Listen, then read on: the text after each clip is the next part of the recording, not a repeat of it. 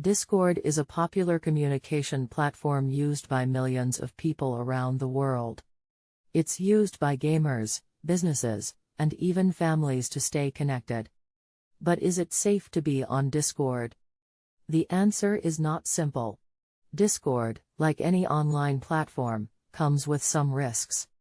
One of the biggest risks of using Discord is interacting with strangers. It's easy to join a server and start talking to someone you don't know. Discord has many tools to help users stay safe. You can block and report users who make you uncomfortable. Discord also has privacy settings that allow you to control who can send you messages and friend requests. Additionally, Discord has a team of moderators who monitor servers for inappropriate content and behavior. It's important to remember that while Discord can be a great way to stay connected with friends and family, it's still an online platform. You should always be cautious when interacting with strangers. In conclusion, Discord is generally safe to use as long as you follow basic safety guidelines, such as not sharing personal information with strangers and reporting any inappropriate behavior.